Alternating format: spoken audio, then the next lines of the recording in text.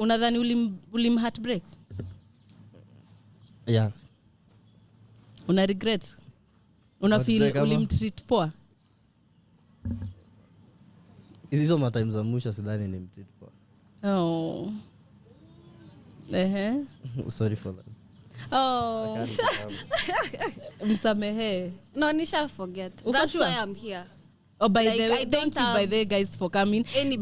Venye nilisema watakuwa pamoja kweli because I really wanted to know mlienda wapi, why mbona mfanyi content, and then unajua unaweza pigwa trauma na ile mapenzi ya kwanza. Useme by the way, auto ileta online.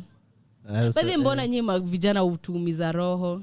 Mbona? Wasichana wanaumiza. Umeumizwa? Vile nasema pia wasichana waumiza bado. But kutoka muachane na nini? Ushaiona dust na dem ukampenda akupenda? Aliona. Wapi? Uliona wapi? Alipatana sasa na mtu mwenye ni kiboka yake. Nani? Si unamjua? Ulionyeshwa dust na Nihan? Hiyo alionyesha. Na hiyo ndo akanini? Akamove on. Kuna dust. Si nilisikia ulikongewa? Let me say this, kuna hiyo time akidate na Nihan. Nani?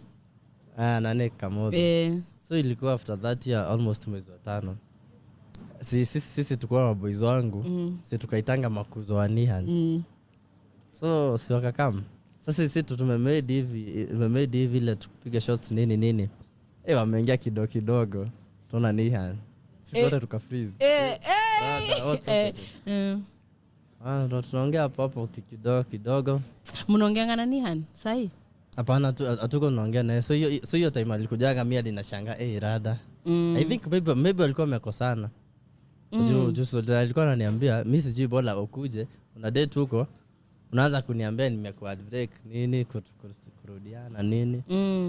Angalia walikuwa nataka mrudiane. Mwenda ajeruwe.